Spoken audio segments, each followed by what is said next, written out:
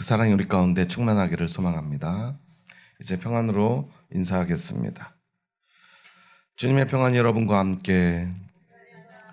옆 사람과도 인사합니다. 부드럽고 따뜻한 사람이 됩시다. 겸손한 사람이 됩시다. 네. 그제 새해가 밝은 것 같은데요. 벌써 주연절이 다 지나고 사순절이 시작되었습니다. 새해가 되면 주님의 세례로부터 시작되는 주연절의 기간을 지나 우리는 사순절을 맞이하게 됩니다. 사순절이 시작되면 또한 우리는 부활절을 향해 나아갑니다. 그런데 주님의 고난 없이, 주님의 십자가 없이 그 부활의 영광도 없음을 우리는 너무나 잘 알기에 오늘 우리는 주님의 십자가를 붙들기 원합니다. 단지 죽기 위함이 아닙니다. 그저 어떤 사람들이 이야기하듯이 자기를 단련하려고 우리는 고난에 참여하는 것이 아닙니다. 예수 그리스도의 부활에 참여하려고, 그 영광에 참여하려고 오늘 우리는 주님의 고난 앞에 서는 것입니다. 오늘 특별히 베드로 사도는 로마의 압제 앞에 고난당하고 있는 초대교인들에게, 그리고 이제 진짜 큰 박해를 준비하는 그리스도인들에게 고난의 참된 의미를 이야기합니다. 13절에서는요, 먼저 이런 이야기를 하죠. 너희가 열심으로 선을 행하면 누가 너희를 헤아리요. 선을 행하는 사람을 과연 누가 해야겠느냐라고 말해요. 그런데 문제는 그들은 그러한 일을 당하고 있다는 사실입니다. 그러나 의를 위하여 고난을 받으면 복 있는 자니 그들이 두려워하는 것을 두려워하지 말며 근심하지 말라고 사도 베드로는 말합니다. 원래는 선을 행하는 자를 해하는 것은 비정상적인 일이죠. 착한 사람을, 선한 일만 하는 사람을 누가 해야겠습니까? 상을 줘도 부족한데 말이죠. 그런데 초대교인들은 어땠습니까? 자신을 희생하며 그리스도를 섬기고 이웃을 사랑하고 또한 이웃을 위해서 기꺼이 희생하는 삶을 살았습니다. 그들이 무슨 잘못을 했습니까? 그리스도의 복음을 전하며 정말 경건하게 살은 그 죄밖에 없습니다. 자신의 가진 것도 탁 내놓고 형제들과 이웃들에게 나누며 살았습니다. 그런데 그들은 박해를 받았습니다. 그 이유는 오직 하나입니다.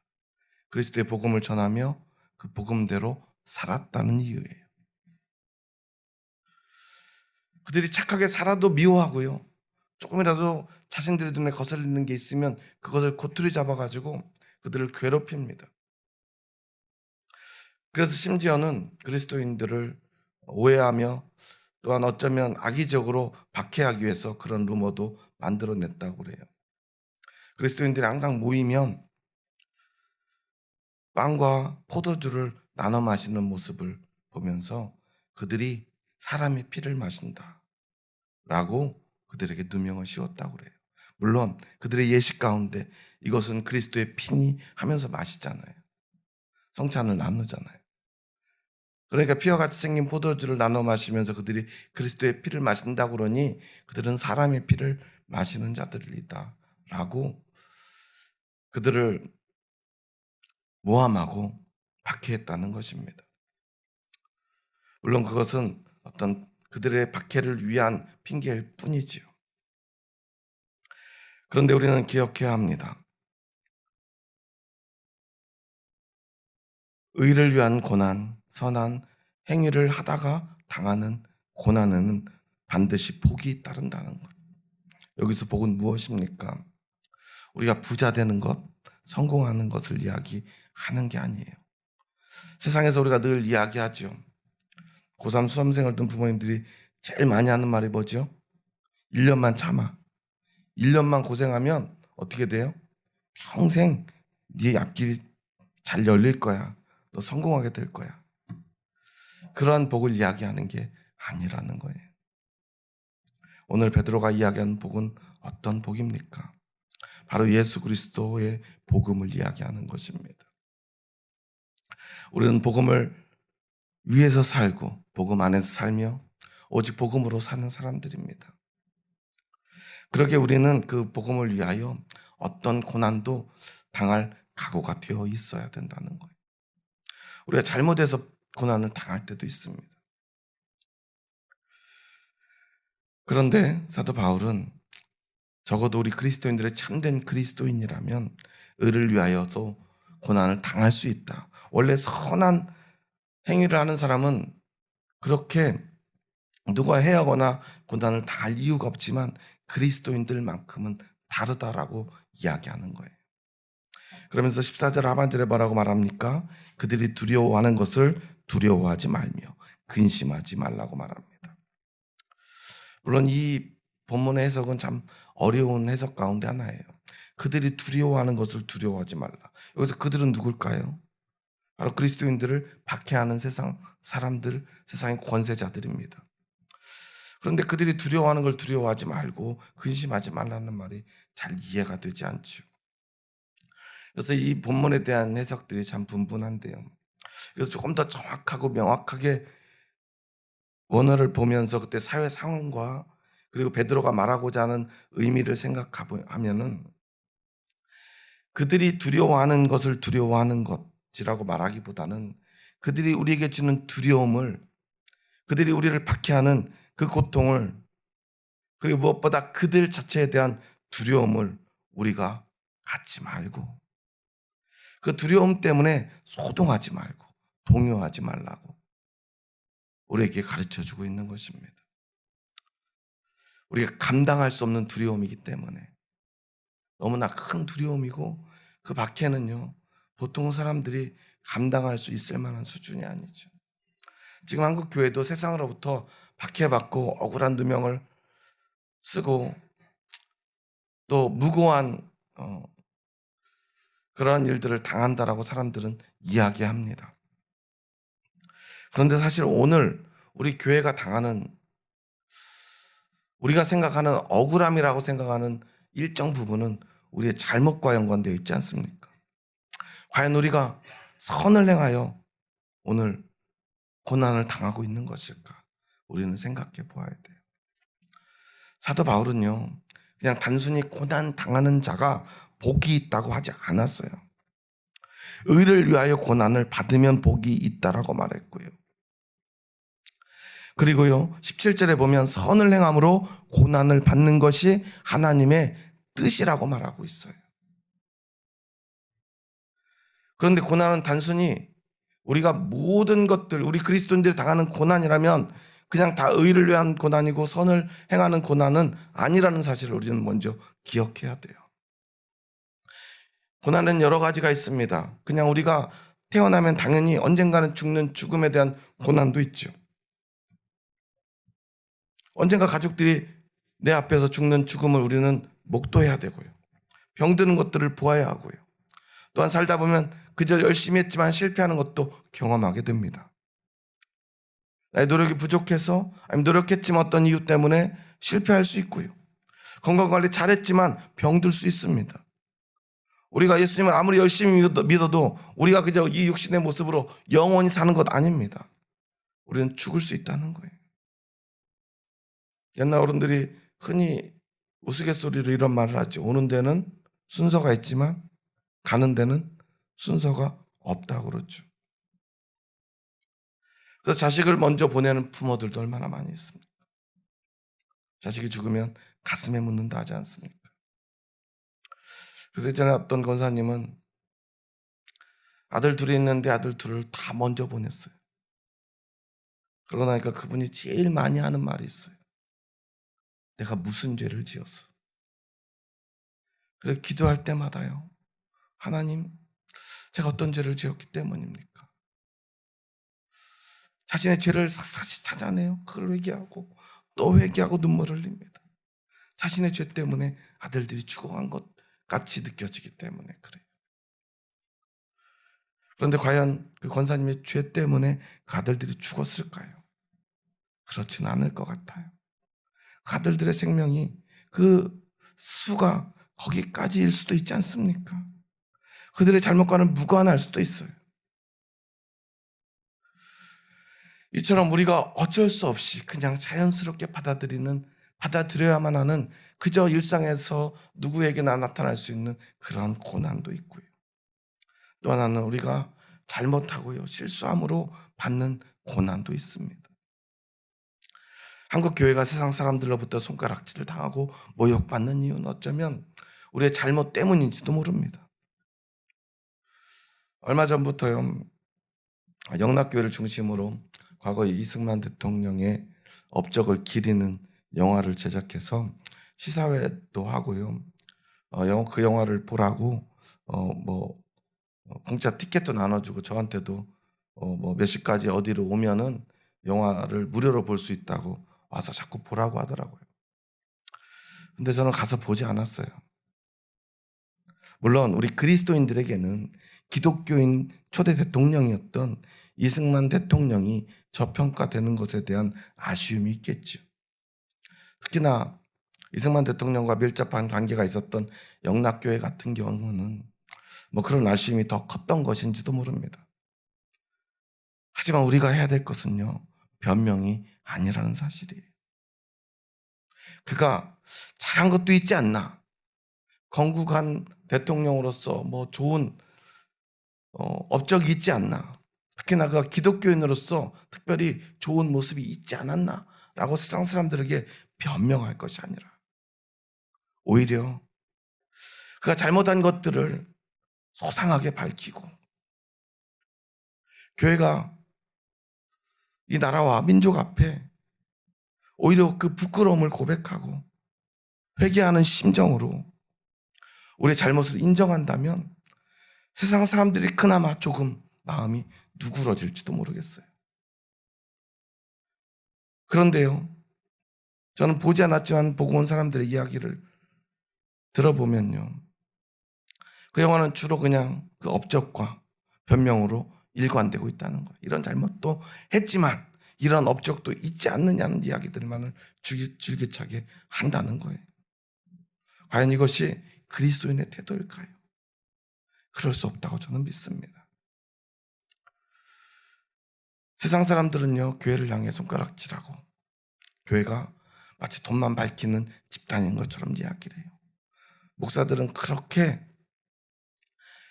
사기꾼들이 많고요, 말만 잘한다고 말합니다. 돈만 밝힌다고 말합니다. 성도들 하나하나를요, 돈 봉투로 생각한다고 말해요. 왜 이렇게 되었을까요? 우리가 청렴했기 때문일까요? 우리가 경건했기 때문일까요? 그렇지 못했기 때문입니다. 물론 제가 아는 많은 목사님들은요, 더 많은 대부분의 목사님들은요, 하루하루 삶의 생계를 걱정하며 가난 속에서도 그리스도의 복음을 위해서 오늘을 살아가고 있습니다. 그런데 그렇지 못한 부유한 몇몇 사람들이요, 사람들 앞에 손가락질 받습니다. 그런데요, 그들은 오히려 변명도 하지 않아요. 왜냐하면 세상으로부터 손가락질 받아도 나를 먹여 살려주는 교회와 성도들이 있기 때문에 그렇습니다. 어떤 분이 그런 얘기를 하더라고요. 다 어느 직업에나 좀 성공한 사람과 실패한 사람이 있겠지만 성공했을 때 가장 큰 부를 누릴 수 있는 직업은 목사라고요. 물론 성공했을 때지만. 그런데 그러한 인식이 너무나 많은 세상 사람들에게 강하게 뇌리에 박힐 수밖에 없다는 사실이에요. 왜냐하면 목사라고 하는 사람의 그 특징 때문에 그렇습니다. 목사는 어떤 사람입니까? 예수 그리스도의 십자가를 짊어지고 모든 성도들보다 앞서 나가야 되는 사람이기 때문에 그래요. 어디로 앞서가야 됩니까? 성공을 향해 앞서가야 됩니까? 풍요를 향해 앞서가야 됩니까? 건강을 향해 앞서 나가야 됩니까? 그게 아니라 목사는 십자가를 먼저 지는 사람이고 고난을 향해 더 앞에 나아가 앞장서는 사람이기 때문에 그래요. 그래서 한 명이라도 그렇게 부를 향해 나아가고 풍요를 향해 나아가고 성공을 향해 나아간다면 그 사람이 세상의 손가락질을 받을 수밖에 없다는 사실이에요. 세상 사람들은요, 그럴 수 있어요. 그런데 그리스도인은 달라야 합니다. 우리는 그저 세상 사람들과 똑같은 이유로 핍박받고 고난받아서는 안 된다는 사실이에요. 지금 많이 알려지지 않았지만 내일부터 전국에 있는 대형병원, 우리나라 아마 5개 대형병원 전공의들이 총 파업을 하는 것 같아요. 거의 3,000명 가까운 전공의들이 내일부터 출근을 하지 않겠다라고 선언을 했다고 합니다. 그러니까 정부는 기계적으로 법대로 이제는 절대로 타협하지 않고 처벌하겠다라고 공포했죠. 그런데 그 피해는 고스란히 국민들에게 찾아올 것입니다. 만약 그들을 전부 다 감옥에 보내면 누가 피해봤죠? 국민들이. 이제 갈 응급실이 없고요, 수술실이 없습니다. 왜 이렇게 되었나를 함께 머리 맞대고 같이 고민해봐야 될 문제 아닙니까? 의사협회 주장은요, 이런 거예요. 우리나라 의사 수가 OECD 가입 국가 기준 굉장히 상위권에 속한다. 정부는 그런데 문제는 수술할 의사가 없지 않느냐. 우리도 피부로 느끼지 않습니까? 정말 급하게 치료받고 수술받고 싶은데 수술실이 없어서, 수술할 의사가 없어서 수술 못 받는 것이 우리 현실 아닙니까? 그러니까 한 의학 전문 기자가 그런 이야기를 하더라고요. 진짜 문제 해결이 어떻게 이루어져야 되는지를 이야기하지 않는 것 같다는 거예요. 무슨 말이냐면, 단지 의대 정원을 늘리면 이 문제가 해결되느냐? 해결되지 않는다는 거예요. 그 의사들이 다 어디로 갑니까? 요즘은요, 소아과도 내과도 웬만한 의사들은 다 피부 관리하는데 다 집중한다는 거예요. 요즘 한의원 가도요, 제일 앞에다 뭘 써놓냐면요, 피부 관리, 여드름 치료, 뭐 광택 피부 막 이런 거 막 써놓고요. 돈이 되기 때문에, 성공의 지름길이기 때문에 그쪽으로 다 나간다는 거예요. 그래서 예를 들면서 이렇게 얘기하더라고요. 점을 빼는 의사나 피부 암을 수술하는 의사나 버는 돈이 비슷하거나 오히려 점을 빼는 의사가 돈을 더 많이 번다는 거예요. 그럼 이걸 해결할 수 있는 방법은 무엇이죠? 지금처럼 정부가 법으로 강제하듯이 강제하거나, 아니면 그들에게 충분한 대우를 해주거나, 물론 모든 의사에게 충분한 대우를 해주자는 게 아니라 정말 어려운 뇌수술, 심장수술, 외과적인 수술을 하는 의사들, 응급실에서 고생하는 의사들에게 충분한 보장을 해주자는 거예요. 그러면 어떤 일이 벌어지죠? 우리의 의료 수가가 올라갈 수밖에 없어요. 그런데 정부는 뭐라고 말하죠? 의료 수가 없이도 이 문제를 해결할 수 있습니다. 거짓말이라는 거예요. 돈 없이 어떻게 그들을 대우해 줄 수 있습니까? 그럼 결국 우리의 의료비가 올라갈 수밖에 없죠.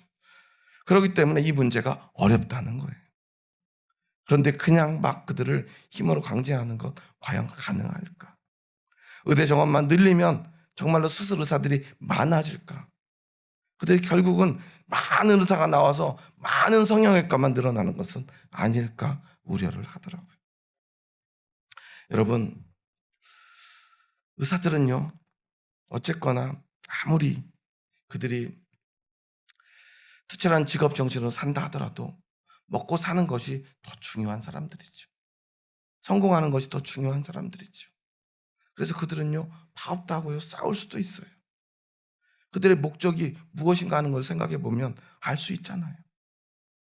더 죽도록 고생하는데 더 가난한 삶을 견딜 의사가 얼마나 있겠습니까? 세상은 원래 그런 곳입니다. 그런데 베드로는 말합니다. 우리는 달라야 한다고 말이죠. 우리 그리스도인들은 달라야 한다는 거예요. 왜 그렇습니까? 18절에서 베드로는 이런 이야기를 합니다. 우리 18절, 19절 말씀을 함께 읽습니다.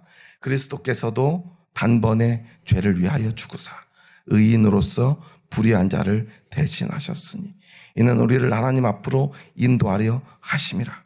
육체로는 죽임을 당하시고 영으로는 살리심을 받으셨으니 그가 또한 영으로 가서 옥에 있는 영들에게 선포하시니라. 예수님은 죄가 없는 완전한 의인이며 하나님의 아들이지만 죄를 위하여 단번에 죽으셨다는 거예요. 죄를 위하여. 어떤 죄입니까? 바로 저와 여러분의 죄입니다. 우리들의 죄예요. 자신은 죄가 없지만 죄를 위해서 죽었습니다. 불의한 자들을 대신하여 죽으셨습니다.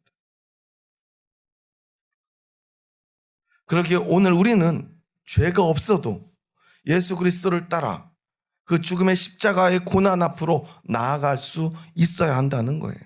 왜냐하면 우리는 그 예수 그리스도를 믿는 자이기 때문입니다. 예수 그리스도를 믿는다는 건 무엇입니까? 예수님 잘 죽었습니다. 제가 죽은 거 잘 믿고 천국 가겠습니다. 동의하는 것이 아니라는 거예요. 믿음은 곧 그를 바라보고 그를 닮아가고 그를 따라가는 것. 그것이 바로 믿음입니다. 어렸을 때 학교에서 공부할 때만 해도요, 공부 못하는 학생들도 유독 잘하는 과목이 있어요. 어떤 과목이죠? 좋아하는 선생님이 가르치는 과목이에요. 제가 중학교 때 한 친구는요, 다른 과목은 다 막 점수가 10점, 20점 이러는데 윤리만 100점 맞는 친구가 있었어요. 왜 그랬을까요? 윤리 선생님이 좀 멋있게 생기니까 그 선생님을 너무 좋아하는 거예요. 그러니까 선생님 수업을 얼마나 열심히 들었겠습니까? 어디만 쳐다봐요? 선생님 얼굴만 쳐다봐요, 수업 시간에. 그러니까 이상하게 자기는 윤리가 쉽대요. 원래 윤리 과목이 뭘 가르치는 과목이죠? 결코 쉬운 과목이 아니에요. 원래 철학을 가르치는 과목이기 때문에 굉장히 어려운 과목이에요. 물론 시험을 좀 쉽게 낼 수는 있지만 비중 있는 과목이 아니라고 생각하니까요. 그런데 다른 과목을 잘하는 친구가 쉽다면 이해가 되지만 그 친구가 쉬운 건 이해가 되지 않았어요. 그런데 이해되는 면은 뭐냐면 그 친구가 그 선생님을 좋아했다는 거예요. 좋아하면 어떻게 하죠? 바라봅니다. 계속 봅니다. 보다 보면 닮아가고요. 따라갑니다. 그 선생님이 중요하다고 생각하는 것을 어떻게 생각해요? 중요하다고 생각해요. 그러니까 그것을 외우고 공부하고 열심히 따라갑니다. 그것이 바로 믿음이에요. 우리가 예수 그리스도를 믿는다고 그러면서 우리는 오늘 어디를 바라보고 있습니까? 사실 오늘 베드로전서의 말씀은요, 사실 너무나 어려운 난해 성구가 많아서 설교를 잘 하기 어려운 부분이에요. 특히나 우리 19절 보면 그가 또한 영으로 가서 옥에 있는 영들에게 선포하시니라고 말하고 있죠. 이것을 근거로 가톨릭에서는 연옥의 교리를 만들어냅니다. 예수님이 그 죽어 계셨던 3일 동안 지옥과 연옥에 가서 거기에서 그때 믿지 않고 죽은 자들에게 복음을 전해서 그들을 구원하셨다는 교리예요. 그래서 지금도 사람이 죽으면 연옥에서 대기를 하는데요, 이곳에서 우리가 기도하고 헌금하면 그들이 연옥에서 천국으로 올라갈 수 있다는 교리예요. 그런 것이 가능합니까? 그런 것이 가능하다는 예수님이 부자와 나사로의 이야기를 하지 않으셨을 거예요. 부자는 결코 다시 살아날 기회를 얻지 못하지 않았습니까? 아무리 안타까워도 말이죠. 우리가 죽은 후에는 안 믿을 이유가 없어요.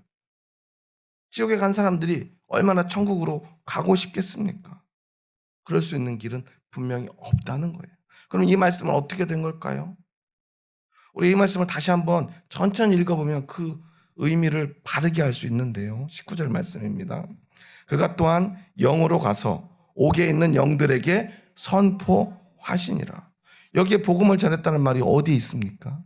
원어를 봐도요, 보통 이 선포하다라는 말을 사용할 때 보통 복음을 선포하다라는 그 상황에 많이 사용하는데요, 그때 분명히 그 앞에는 목적어를 갖다 둬요. 유앙겔리온, 복음이라는 말을 함께 사용할 때 그것이 복음을 선포하는 것이 됩니다. 그런데 여기에서는 복음이란 말을 사용하지 않아요. 그럼 예수님이 선포한 것은 무엇일까요? 예수님은 지금 십자가에 죽어서 무엇을 앞두고 있죠? 부활을 앞두고 있어요. 여기서 말하는 이 옥은 어디일까요? 천주교인들이 생각하는 연옥일지 모르겠지만 옥은 악한 자들이 있는 곳. 이 본문, 이 성경에서 사용하는 이 단어를 보면요, 우리가 쉽게 생각하는 지옥을 생각할 수 있어요. 그곳은 사탄이 있고요, 귀신이 있고요, 거짓 선지자들이 죽은 영들이 있고요, 믿지 않는 불신자들의 영이 있는 그곳을 옥이라 말합니다. 물론 20절에 보면은 노아의 날 방주를 준비할 동안 이 하나님의 말씀에 순종하지 않았던, 복종하지 않았던 자들, 그때 물로 심판받아 죽었던 불신자들을 이야기한다고 말합니다. 그런데 이것은 그들의 대표성을 이야기하는 거죠. 불신자들, 한 번에 많은 불신자들이 일시에 죽은 그 사건을 기점으로 그렇게 그들이 가 있는 그곳을 옥이라고 표현하고 있는 거예요. 그것을 예수님은 그의 부활하신 것을 선포합니다. 주님의 부활은 어떤 능력과 권세가 있습니까? 사단의 권세를 무력화하고요, 죽음의 권세를 물리치시는 능력이 있습니다. 이제는 이 죽음의 권세가 세상 가운데 완전히 무력해질 그 권세가 이 세상 가운데 시작될 것을 선포하셨다는 거예요. 예수님의 부활을 선포하신 것이죠. 그들의 구원을 위해서 복음을 전한 것이 아니라는 사실이에요. 그렇다면 이것은 어려울 것이 하나도 없는 말씀이죠. 그 앞에서도요, 19절에 또 보면은, 18절에도 보면은 예수 그리스도의 죽음에 대해서 이야기하고 영으로는 살리심을 이야기를 합니다. 육체로는 죽임을 당하고 영으로는 살리심을 받으셨다. 그러니까 사람들은 생각합니다. 예수님이 육체로 죽었지만 영은 죽지 않았다라고 착각하기도 해요. 그런 의미가 아닙니다. 이 땅에 육신을 입고 오신 예수님이 육신으로 완전히 죽었음을 이야기하는 거고요. 이제는 그가 다시 영원히 부활하실 것인데 그의 부활은 그저 그냥 이전과 똑같은 모습으로 부활이 아니라 육신으로 영으로 부활하시지만 완전한 모습으로, 변화된 모습으로 부활하실 것을 영으로 살리심을 받으셨다라고 말하고 있는 거예요. 그리고 말합니다. 이제 20절, 21절에 보면 물에 관한 이야기를 합니다. 노아의 방주에 관한 이야기를 합니다. 함께 읽어보겠습니다. 20절, 21절입니다. 그들은 전에 노아의 날 방주를 준비할 동안 하나님이 오래 참고 기다리실 때 복종하지 아니하던 자들이라. 방주에서 물로 말미암아 구원을 얻은 자가 몇 명뿐이니 겨우 8명이라. 물은 예수 그리스도께서 부활하심으로 말미암아 이제 너희를 구원하는 편이 곧 세례라. 이는 육체에 더러운 것을 제하여 버림이 아니요 하나님을 향한 선한 양심의 간구니라. 노아와 8명의 가족들은 어떻게 구원받았죠? 무엇으로 구원받았습니까? 분명히 방주로 구원받았습니다. 그런데 베드로는 무엇으로 구원받았다고 말합니까? 물로 구원받았다고 말해요. 분명히 그때 물은 뭘 했죠? 심판을 했습니다. 물은 모두를 죽였습니다. 물은 심판의 도구였어요. 그런데 그때에도 노아와 그의 가족들은 물로 말미암아 구원받았다는 거예요. 노아가 그렇게 방주를 지었는데, 산 꼭대기에다 방주를 지어놨는데 그렇게 비가 내려 홍수가 나지 않았다면 그들은 어떻게 되었을까요? 오히려 그 물이 그 방주를 띄워냅니다. 그리고 그들을, 하나님의 말씀을 믿지 않던 세상 사람들에 의해서 노아와 그 가족들은 죽임을 당했을 가능성이 굉장히 높아요. 그런데 홍수가 오므로 그 물이 그곳을 심판함으로 말미암아 노아와 그의 가족들은 그 물로 말미암아 구원을 받았다는 거예요. 이것이 바로 구원의 역설입니다. 그래서 21절에서 물은 예수 그리스도께서 부활하심으로 말미암아 이제 너희를 구원하는 편이라고 말합니다. 곧 세례라. 원래 물은요, 홍해를 가르던, 그것을 뒤따르던 애굽의 병사들을 심판의 도구였고요. 요나가 불순종할 때 그를 그 물에 던져 심판한 심판의 도구였습니다.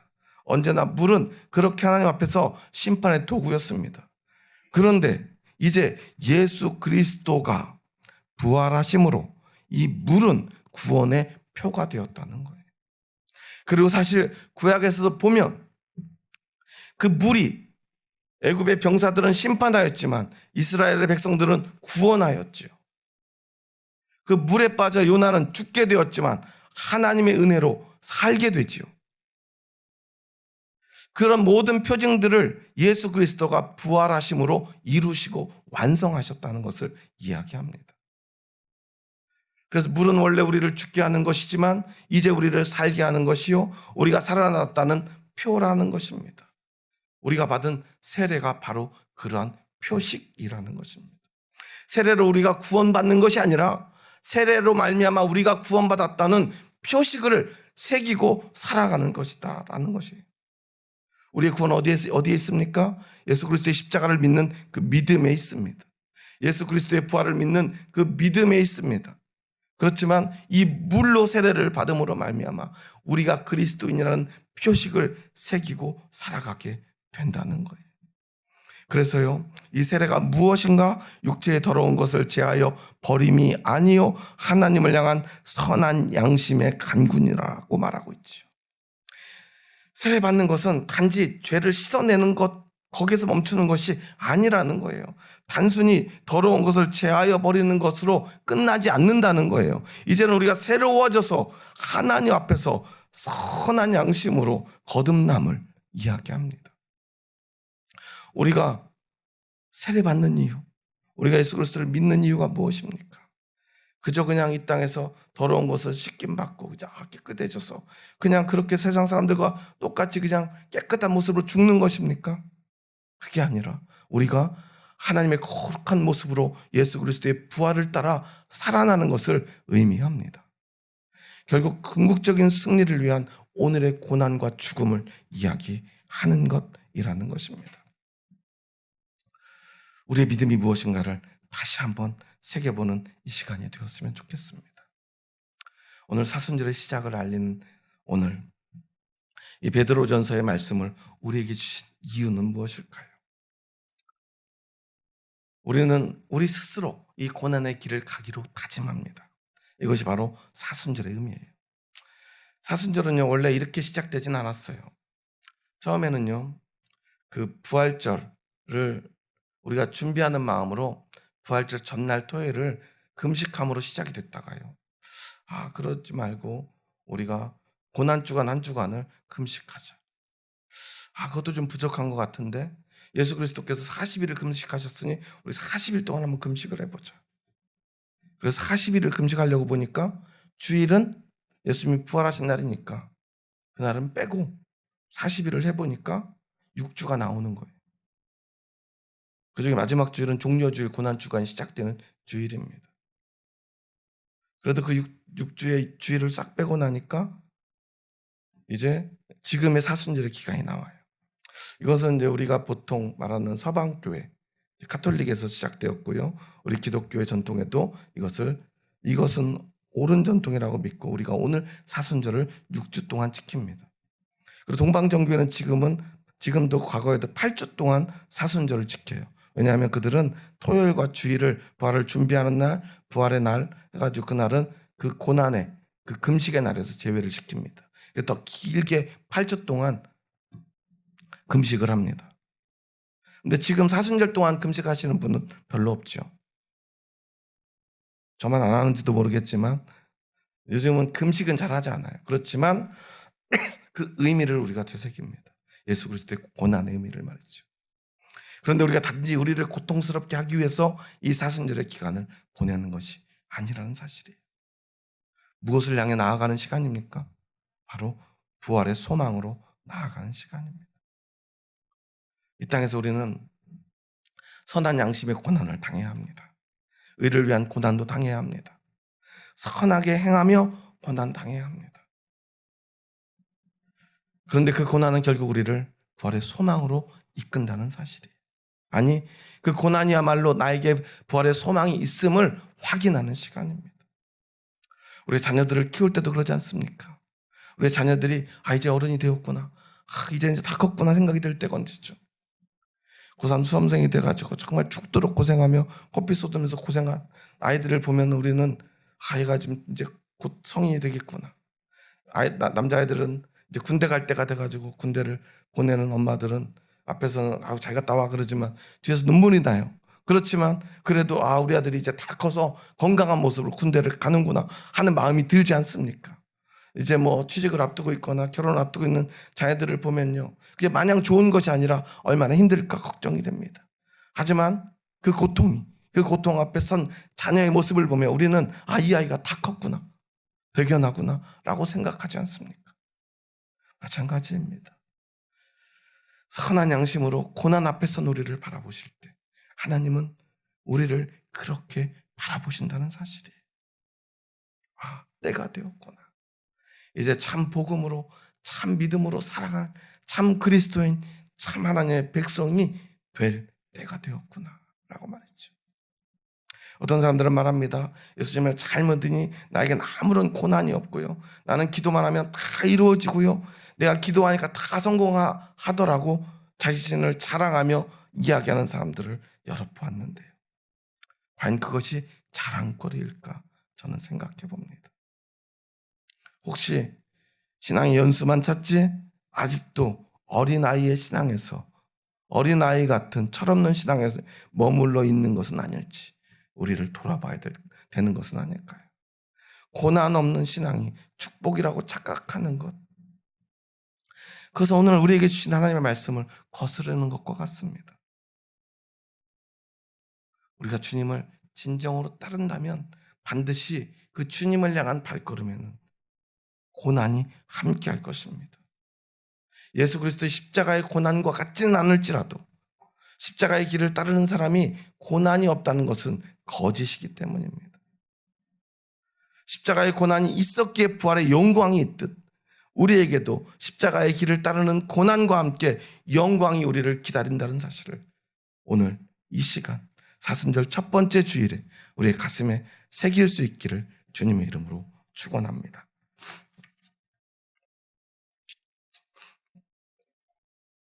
그리고 오늘 사도 베드로가 이 세례의 표징을 이야기하며 물의 역설을 이야기했듯이 우리의 고난은 또한 심판의 도구였던 그 물은 결국 우리를 구원하는 도구가 되고 그 구원을 완성하는 도구가 된다는 그 사실을 기억하며 그 고난의 물 가운데로 우리의 삶의 전부를 완전히 담금으로 내가 죽고 그리스도로 살아나는 그 부활의 영광을 맛보는 저와 여러분 될 수 있기를 간절히 소망합니다.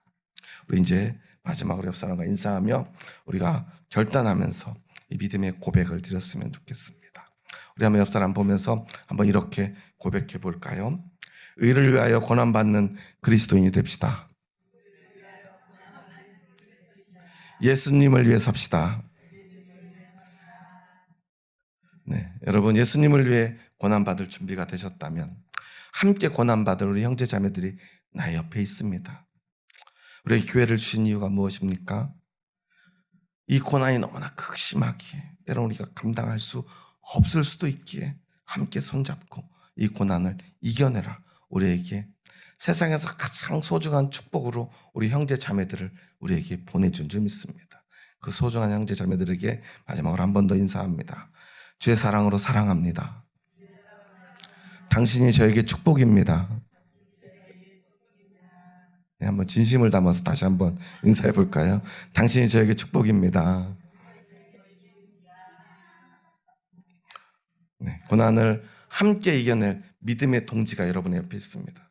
우리 함께 손잡고 진정한 의를 위한 고난의 길을 마지막까지 주님 오시는 그날까지 함께하는 저와 여러분 될 수 있기를 간절히 소망합니다. 기도하시겠습니다. 하나님 감사합니다. 저희 부족하고 약한 자들 사랑하셔서 저희들을 믿음의 길로 인도하여 주시니 감사합니다. 예수 그리스도의 십자가 붙들고 살아갈 수 있도록 허락하여 주시니 감사합니다. 왜 예수님을 믿는데도, 아니 예수님을 더 간절히 믿고 구하는데도 나에게 이러한 고난들과 아픔들이 찾아오는지, 감당할 수 없는 고통이 찾아오는지 이해할 수 없었습니다. 하지만 오늘 다시 한번 우리는 주님의 복음 앞에, 그리스도의 십자가 앞에 섭니다. 그렇게 십자가를 지고 죽음의 길로 향해 나아갔던 주님의 그 발자취를 따르는 자만이 그 부활의 영광을 볼 수 있음을 기억합니다. 이제 우리도 그 고난의 길을 기쁨으로, 감사함으로 나아가기를 소망합니다. 오직 의를 위한 고난을 기꺼이 감당하기를 소망하오니 우리의 고난 가운데 함께하여 주시옵소서. 오직 그리스도를 따라 그 고난을 당하며 그것을 이겨내며 넘어서며 부활의 영광의 소망으로 나아가는 저희들 되게 하여 주시옵소서. 예수님의 이름으로 기도합니다. 아멘.